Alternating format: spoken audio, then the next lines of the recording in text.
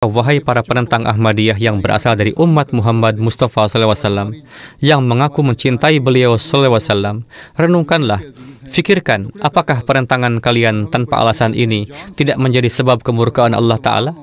Lihatlah kondisi saat ini.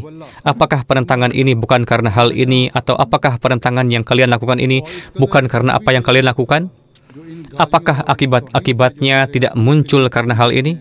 Renungkanlah sedikit.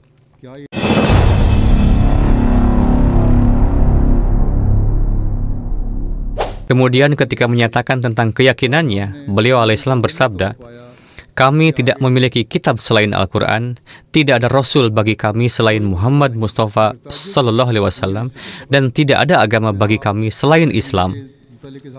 Dan kami beriman bahwa Nabi kami Sallallahu Alaihi Wasallam adalah Khatamul Anbiya dan Al-Quran adalah Khatamul Kutub.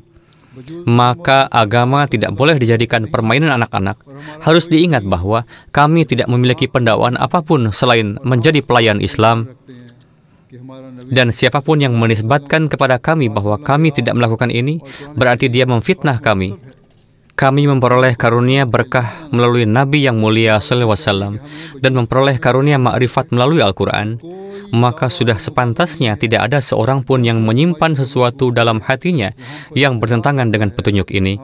Jika tidak, dia akan dimintai pertanggungjawaban di hadapan Allah Ta'ala. Jika kami bukan pelayan Islam, maka semua usaha kami sia-sia, tertolak dan patut dihukum. Namun di mana ada dukungan dan pertolongan Allah Ta'ala bersama jemaat Ahmadiyah, pemandangan yang Allah Ta'ala tunjukkan dari dukungannya adalah bukti hal ini.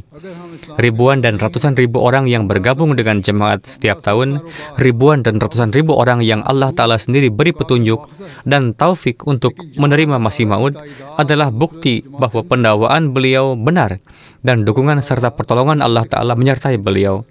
Di Rusia, Amerika, negara-negara Arab, Afrika, di ribuan tempat, di Asia, orang-orang menulis surat, menyatakan bagaimana Allah Ta'ala telah memberi mereka petunjuk untuk menerima Hadrat Masih Maud alaihissalam, karena beliaulah orang yang benar-benar melayani, memenuhi hak, dan menyebarkan agama Rasulullah SAW. Apa yang telah beliau nyatakan atau tulis, dukungannya ditemukan dalam ratusan kejadian dalam kehidupan beliau. Saya juga menyampaikan beberapa di antaranya pada berbagai kesempatan. Pada suatu kesempatan, setelah terjadi dialog dengan orang-orang Kristen, beliau alaihissalam juga diundang ke sebuah jamuan, tetapi Hadrat Masih Maud alaihissalam menolak undangan itu semata-mata karena orang-orang ini tidak menghormati Nabi kita sallallahu alaihi wasallam. Pada Juni tahun 1893, terjadi dialog pemikiran antara orang-orang Kristen dan Muslim. Selama 15 hari berdebat, penyelenggara tertinggi pihak Kristen, Dr. Henry Martin Clark, mengadakan pesta jamuan teh, dan mereka mengundang Hadrat Masih Maud alaihissalam dan para sahabat beliau. Tetapi Hadrat Masih Maud alaihissalam menolak untuk menerima undangan ini semata-mata karena orang-orang ini, na'udzubillah, melakukan penghinaan terhadap Rasulullah SAW. Namun di sisi lain, mereka malah mengundang saya ke pesta jamuan teh. Kehormatan kami tidak mengizinkan untuk duduk bersama mereka, kecuali untuk membantah keyakinan mereka yang keliru. Ya, dalam membantah keyakinan, dialog dan diskusi adalah hal lain. Tetapi kami tidak bisa makan minum bersama mereka yang mencaci maki dan menghina Rasulullah SAW seperti itu. Hanya orang yang buta akal yang setelah mendengar hal ini masih mengatakan bahwa Hadrat Masih Maud alaihissalam na'udzubillah melakukan penghinaan terhadap Rasulullah SAW, atau bahwa ada secercah pikiran pun dalam hati anggota jemaat Ahmadiyah bahwa kedudukan Rasulullah SAW berkurang dengan cara apapun. Berikut adalah sebuah kisah tentang cinta kepada junjunan dan yang dipatuhi sallallahu alaihi wasallam yang menunjukkan kondisi hati beliau alaihissalam. Terkadang orang bisa mengatakan bahwa ini adalah ekspresi pamer. Tetapi silahkan simak sebuah kisah tentang bagaimana perasaan beliau tentang cinta kepada Rasulullah SAW ketika duduk sendirian di dalam. Hadrat Dr. Mir Muhammad Ismail Sahib menceritakan, Maulwi Abdul Karim Sahib almarhum berkata bahwa Suatu kali di waktu siang, ketika saya masuk ke Masjid Mubarak, saat itu Hadrat Masih Maud salam tengah sendiri, sedang bersenandung dan membaca syair Hadrat Hassan bin Thabit radhiyallahu anhu berikut sambil berjalan. Kuntas sawada lin naziri fa'ami alaika an-naziru man sya'a ba'daka falyamut fa'alaika kuntu hadhiru. Yang artinya, engkau adalah biji mataku, maka mata ini menjadi buta setelahmu. Siapa yang mau mati setelahmu? Silahkan mati, karena aku hanya takut kehilanganmu.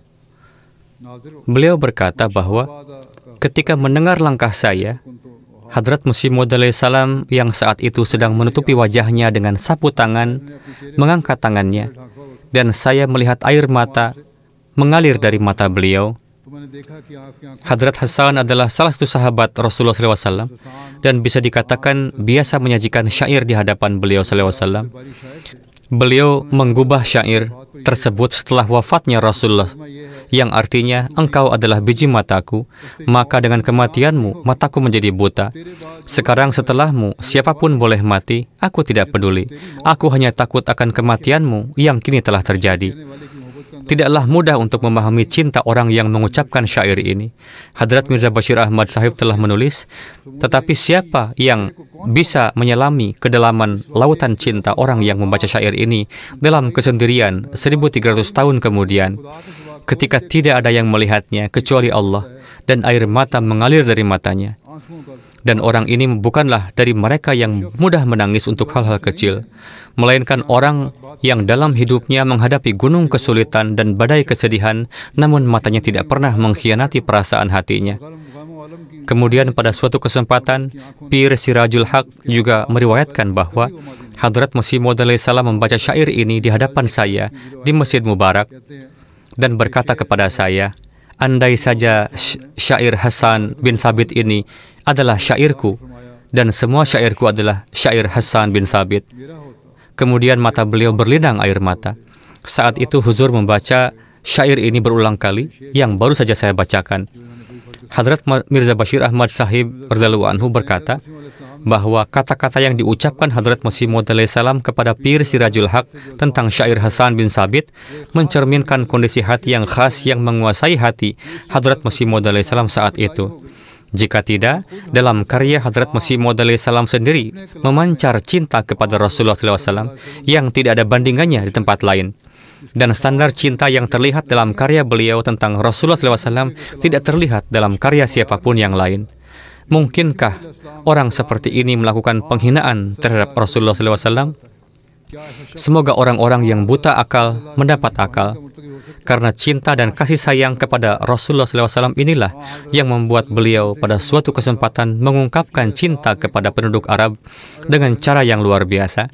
Dan ini seharusnya cukup untuk membuka mata para penuduh beliau dan sangat penting bagi orang-orang dunia Arab untuk memahaminya.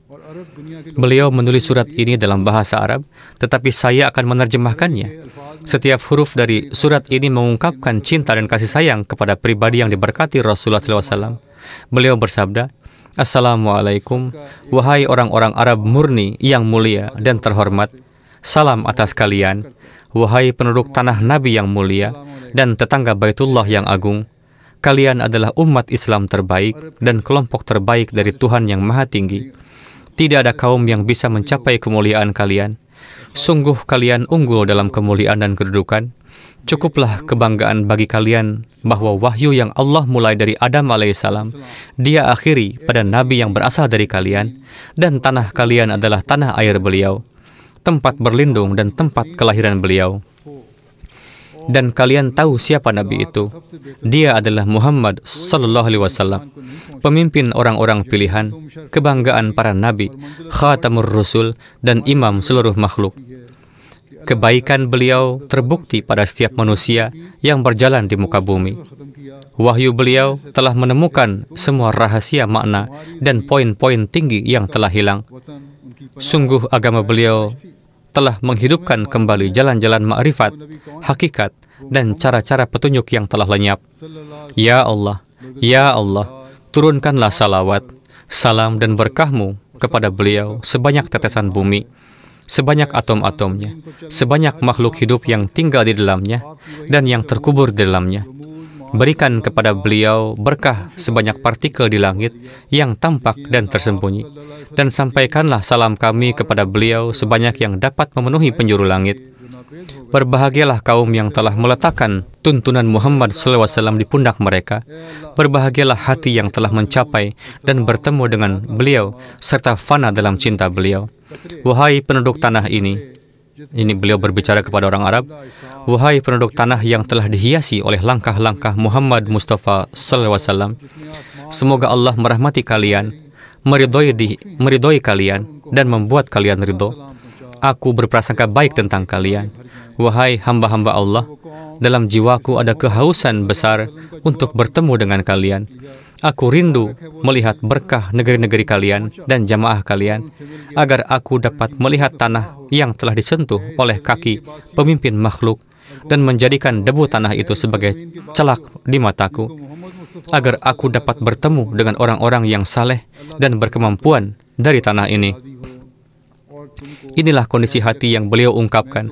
Semoga kaum muslimin Arab saat ini juga mendapat taufik untuk mengamalkan nasihat ini dan membuat amalan mereka layak untuk bergabung dengan para pengikut sejati Rasulullah SAW dan pengikut sejati umat beliau. Hanya ketika mereka mengamalkan syariat beliau dengan benar, mereka dapat meraih kedudukan mereka yang telah hilang. Pada suatu kesempatan, mengungkapkan perasaan hati beliau tentang penghinaan musuh, beliau alaihissalam bersabda, hati menangis dan bersaksi bahwa jika orang-orang ini membunuh anak-anak kami di depan mata kami, memotong-motong orang-orang yang kami cintai, serta secara jasmani dan rohani yang berharga di dunia, membunuh kami dengan sangat hina, dan merampas semua harta kami, maka demi Allah, kemudian demi Allah, kami tidak akan sedih, dan hati tidak akan pernah sakit sebanyak hati sakit karena cacian dan penghinaan yang dilakukan terhadap Rasul kami yang mulia. Apakah ini kata-kata orang yang melakukan penghinaan? Para penuduh hendaknya berpikir dan merenungkan sedikit. Maka wahai para penentang Ahmadiyah yang berasal dari umat Muhammad Mustafa SAW, yang mengaku mencintai beliau SAW, renungkanlah. Fikirkan, apakah perentangan kalian tanpa alasan ini tidak menjadi sebab kemurkaan Allah Ta'ala? Lihatlah kondisi saat ini. Apakah perentangan ini bukan karena hal ini, atau apakah perentangan yang kalian lakukan ini bukan karena apa yang kalian lakukan? Apakah akibat-akibatnya tidak muncul karena hal ini? Renungkanlah sedikit. Sejauh menyangkut hubungan dan simpati kami dengan umat Islam, kami adalah pengamal syair Hadrat Masih Maud alaihi salam ini, yang di dalamnya beliau bersabda, "Dil, tu niz khatir inan nigahdar, kakhir kunan dawa hubbe payambaram," yang artinya, wahai hati, jagalah juga perasaan mereka, karena akhirnya mereka mengaku mencintai nabiku. Yaitu, wahai hati, jagalah perasaan orang-orang ini, karena mereka mengaku mencintai nabiku.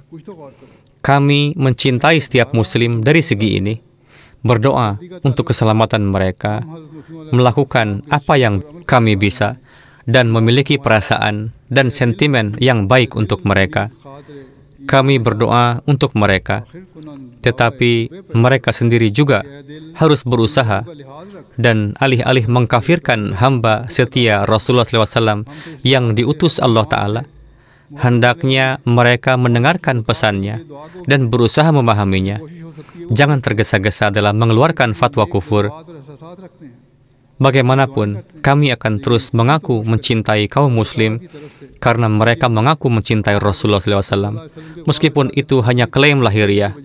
Semoga Allah Ta'ala memberi akal dan kesadaran kepada umat muslim dan mereka berhenti dari perentangan tanpa alasan. Hendaknya mereka berpikir, bukankah Allah Ta'ala akan bertanya kepada mereka, mengapa mereka menentang tanpa penelitian? Karena mayoritas hanya menentang berdasarkan perkataan maulwi tanpa penelitian. Dan maulwi sendiri tidak mau membaca dan merenungkan. Jika mereka merenungkan, lalu melihat apakah ada penghinaan terhadap Rasul dalam perkataan orang yang mengaku ini, Dan setelah perenungan, jika mereka tidak memahami perkataan itu, maka seharusnya mereka tidak langsung mulai menentang. Mereka seharusnya bertanya kepada orang-orang Ahmadi. Setelah itu, jika mereka melihat bahwa semua hal itu tidak benar dan bertentangan dengan Al-Quran, hadis, syariat, dan sabda Rasulullah, barulah mereka berhak menentang. Tetapi apakah kalian telah memeriksa hati kami untuk melihat apakah ada cinta dan kasih sayang kepada Rasulullah SAW dalam hati kami, dan sejauh mana cinta itu memenuhinya? Apakah kalian telah melihat sejauh mana kami beriman pada syariat terakhir beliau? Apakah kalian telah melihat bahwa kami berusaha mengamalkan setiap perintah Al-Quran dan beriman padanya? Apakah kalian telah melihat bahwa kami melakukan segala upaya untuk menegakkan keesaan Allah Ta'ala di dunia? Maka renungkanlah. Semoga Allah Ta'ala memberi akal kepada umat Muslim untuk berpikir seperti ini dan memberi kami taufik untuk membuktikan klaim cinta kepada Nabi dengan setiap amalan kami. Selain penjelasan yang telah diberikan oleh Hadrat Masih Maud Islam di banyak tempat, hendaknya kita juga merenungkannya dan terus meningkatkan cinta dan kasih sayang kita kepada Rasulullah SAW, dan bukan hanya ucapan di mulut. Karena kita telah menerima Hadrat Masih Maud Islam, hendaknya kita memenuhi hak penerimaan ini dan menegakkan standar tertinggi cinta dan kasih sayang kepada Rasulullah SAW. Mari kita terus mengevaluasi diri. Apakah perasaan yang ada pada Hadrat Masih Maud Islam timbul dalam hati kita? Mari kita berusaha menegakkan tauhid ilahi di dunia sebagaimana dituntut dari kita dan sebagaimana haknya, dan selalu siap untuk setiap pengorbanan demi mengibarkan bendera Rasulullah SAW di dunia. Mari kita selalu siap untuk setiap pengorbanan demi menegakkan keesaan Allah Ta'ala di dunia, dan jangan duduk tenang sampai kita mencapai tujuan yang untuk mencapainya kita bergabung dengan jemaat Hadrat Masih Maud Islam.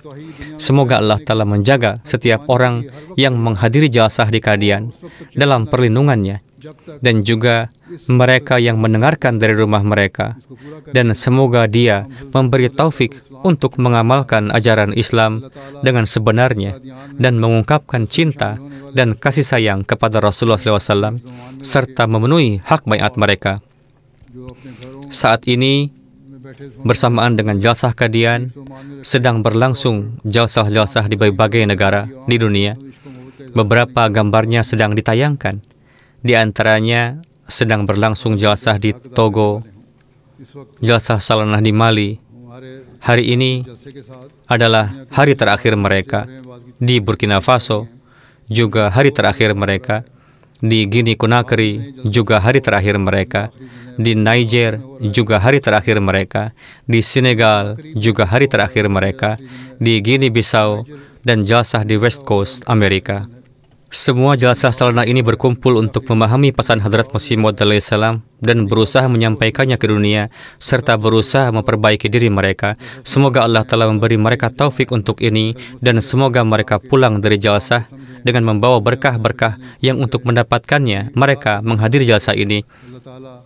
Saat ini, menurut laporan kehadiran yang mereka kirimkan dari Qadian, ada perwakilan dari 42 negara, dan jumlah kehadiran adalah 16.091 orang. Ini adalah kehadiran yang baik untuk ukuran Qadian. Semoga Allah Ta'ala memberi taufik kepada mereka semua untuk memperoleh berkah-berkah jalsah. Sekarang mari kita berdoa.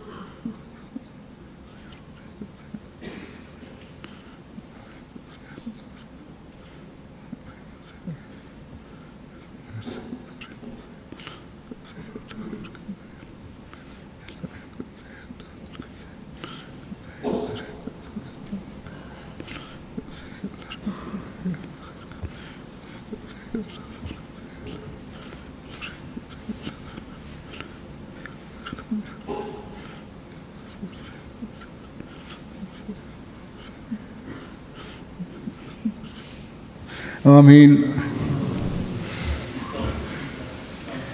अगला प्रोग्राम कादियान वाले जो करना चाहते हैं करें।